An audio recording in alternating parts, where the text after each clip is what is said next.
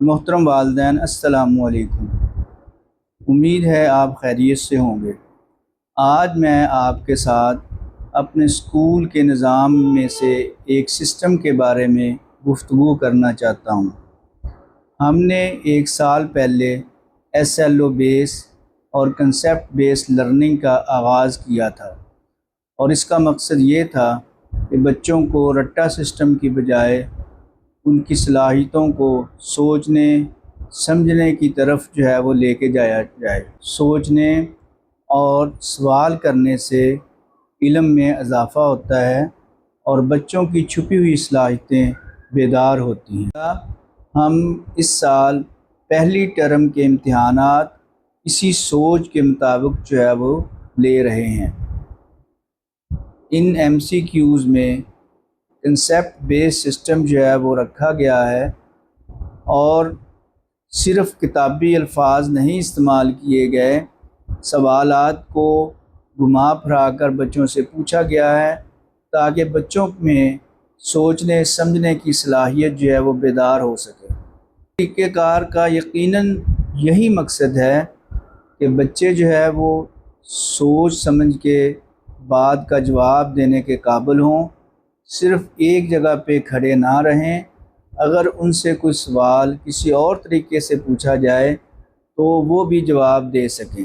یقیناً یہ اسی طرح ہے جیسے آپ کسی بچے کو 2+2 سکھاتے ہیں تو اس کا جواب 4 ہے۔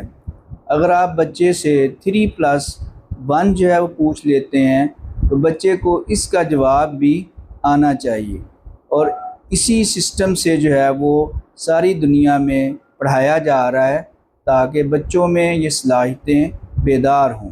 ہماری یہ کوشش ہے کہ بچے وہ اس رٹا سسٹم سے باہر نکلیں اور ان کے اندر وہ تخلیقی صلاحیتیں پیدا ہوں، اور وہ اپنے انداز میں اپنی سوچ کے مطابق سوالات کا وہ حل تلاش کریں، اور یہی چیز ان کو انشاءاللہ بڑا آدمی بنائے گی، ادیب بنائے گی، اچھا سائنسٹسٹ بنائے گی۔ محترم والدین، اس نئے سسٹم کے لیے آپ کی مدد بہت ضروری ہے۔ بجائے بچوں کو اس چیز پہ آمادہ کیا جائے بھی آپ اس کو دیکھ کے لکھ لیں، رٹا لگوایا جائے، ان کو اس بات کی طرف وہ لے کے آیا جائے کہ ہم نے ایک سوال کا جواب وہ کئی طریقے سے وہ دینا ہے، اور اس کے لیے ہم نے سوچنا ہے اور سمجھنا ہے، پھر جواب دینا ہے۔ والدین، اس نئے تعلیمی نظام کو کامیاب کرنے کے لیے آپ کی مدد بہت ضروری ہے۔